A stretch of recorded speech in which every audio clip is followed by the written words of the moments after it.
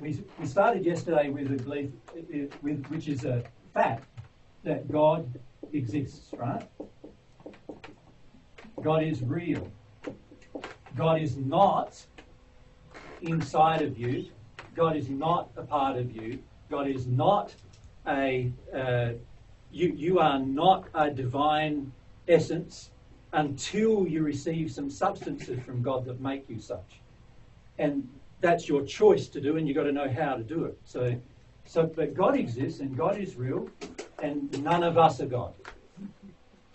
Now, that is in direct contradiction to many philosophies on earth. There are New Age philosophies that say we are a part of God. That is not true. We are not a part of God until we receive some of God's substances. And that is a choice that we need to make, a decision we need to make, and we've got to know how to receive them as well. So, as humans are created in their normal form, which most people here on earth are in that state, when I say most, all, barring a few, the basic principle is we are not God. Also, we will never be God either.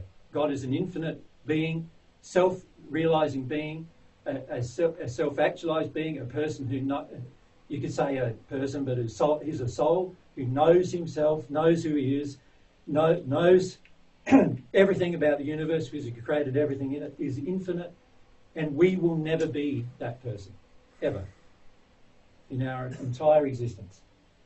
And to be frank, I don't think I'd ever want to be either, but maybe some of you feel like you'd want to be a God. There's certainly, historically, there's many people who have lived on earth who believe themselves to be God. And in fact, some belief systems surrounding that are very interesting. So, example, the Romans and the Greeks, they had their views of gods, didn't they? They had all sorts of gods. And we've met some of these people who those kind of philosophies treated as gods, but they're just people. They're just people like you and me. And so anybody who looks up to them is going to be quite disappointed. They're not God. So first one, God exists, God is real. Very important. And also we are not God. So let's put it more personal. I am not and never will be.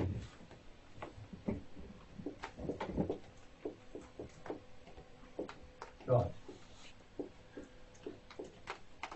Fundamental truth for your future. All right. What other truths are there? Evil exists. A lot of people tell you that it does. But who created it? Humans created it.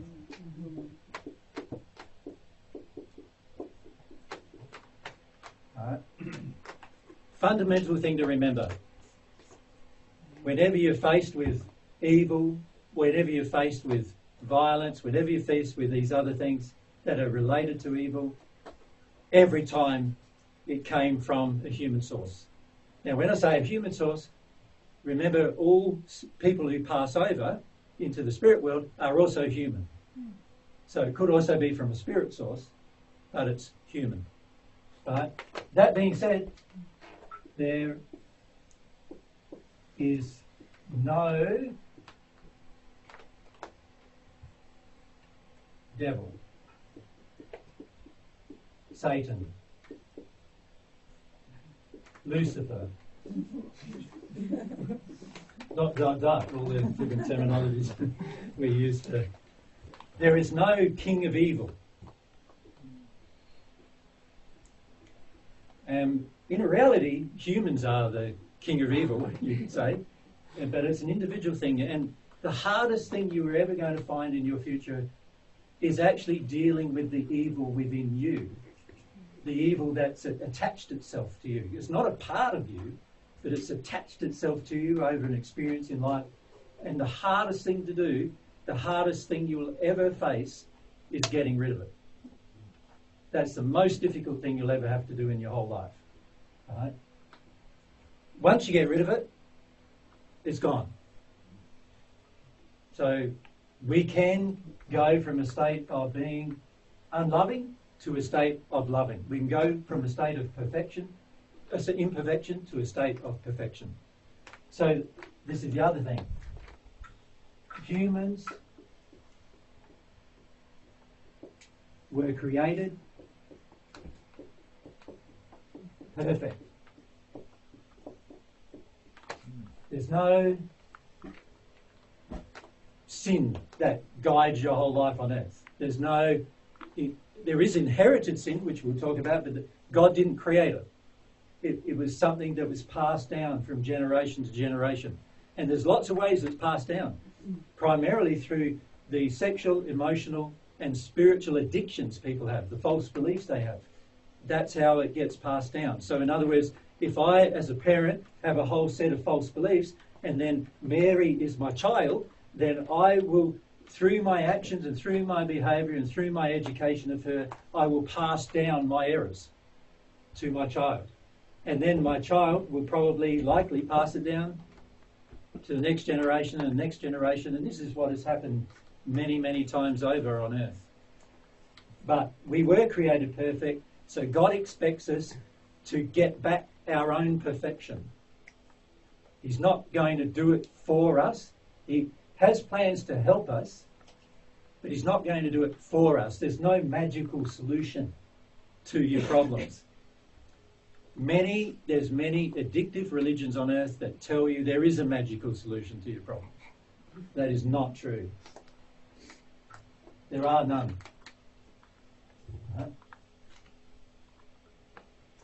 Okay. What else? I have to rub out a few things here. You right with those? Does anyone want to ask any further about those specific things first before I rub them out up the back there? If we could have just a mic pass. Keep your hand up so.